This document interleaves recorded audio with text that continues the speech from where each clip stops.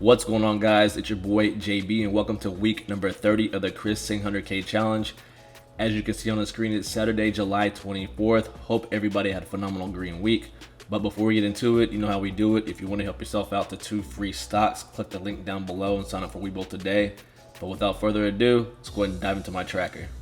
All right, guys, here we are inside my tracker. Again, another bad week in the books.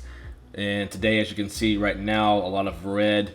And the one that's highlighted, which is Carnival, don't worry about that one. That one's already been sold off, as you guys already know.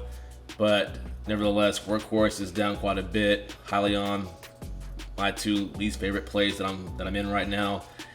Future FinTech and Jacque took a bit of a hit this week too, so did Tattooed Chef. But again, this is not track after hours activity, so they could be up or down in these plays. And we'll dive into my app here in a second so you guys can see like the nitty gritty of the details. But I did not buy any more shares, transactions. I did not make any this week, but I did buy 2 options. So the option plays that I got into were IGC. The patent went through, so jumped on that. And then also Workhorse, I put a put option on that. So did a call for IGC put on Workhorse, and they expire in about a month or so at 8/20. So with that being said, guys, deposits, I did not make any deposits this week, and I'll show you here in a second in my app. And actually, let's just go and dive to the app right now. All right, guys, we are inside my app. Your boy's currently sitting at 10,762.37 for the week. I was actually up about 300 for the week, so not too bad. Still a lot of bloodshed. And right now my buying power is sitting at 797.20 because I went and purchased 2 different options like I was just saying before in the tracker. Let me just run through these real quick. App point for the week, up 20%, not bad. So like right now, I'm currently down at 20%, so a lot better than last week. All right, guys, so we are at AMC. For the week, up 12%, not bad, but I'm still down 7.82% total return, but the average cost is still 40.03. Future FinTech for the week, up 2%, but still overall I'm down about 40% in this play. Average cost is sitting at 4.03. Tattooed Chef for the week, down about 1.8%. Total return, I'm still down about 22% in this play. The average cost of 24.80.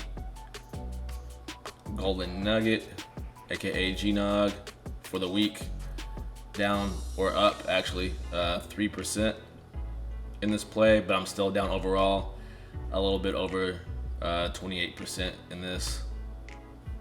Coinbase up a little bit over 4.5% in this play. Overall, I'm almost at even, so about under 1%.